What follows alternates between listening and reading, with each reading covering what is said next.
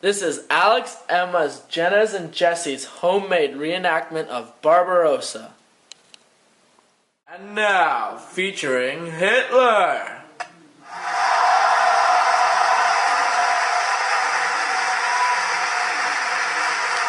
And Stalin.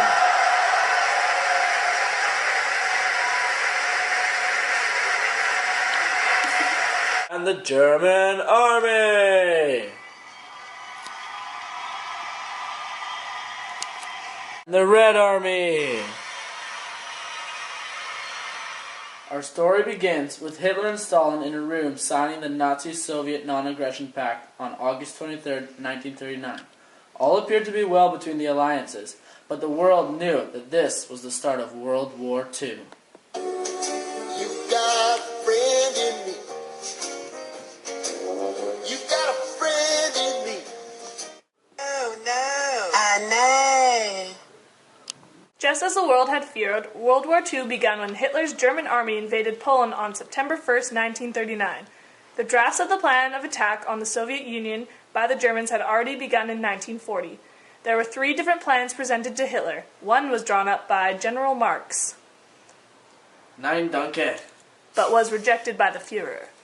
A second set of plans was presented by General Halder, Nein, danke. but they were once again rejected by Hitler. The third and final draft of the plan was to be drawn up by Hitler himself, which was to be named Operation Barbarossa. Ja, bitte!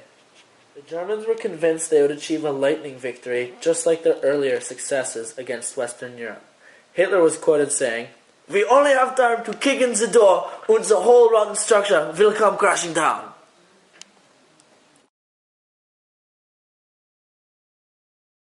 The German army, consisting of 3 million men, were aided by 2,000 Luftwaffe aircrafts and about 3,500 tanks when they initiated Operation Barbarossa. The Nazi invasion of the USSR officially began on June 22, 1941. This would be the greatest land war in military operation history. Germans had super fast successes in the beginning stages of the invasion. By day 17, 300,000 Russians had been captured. The Russian army was on the verge of collapse, and the fall of Moscow seemed inevitable.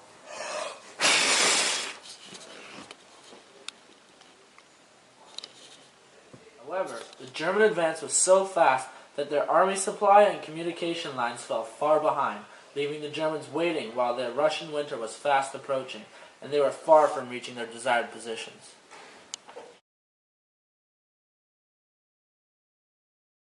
In the winters of 1941 and 1942, there were 133,620 German frostbite casualties. It's so cold! And now I have frostbite! Despite the Germans' best effort, they could only make it to within 15 miles of Moscow. At this point, the Germans could not advance any further, and the Russians had launched a massive counterattack, obliterating the Germans.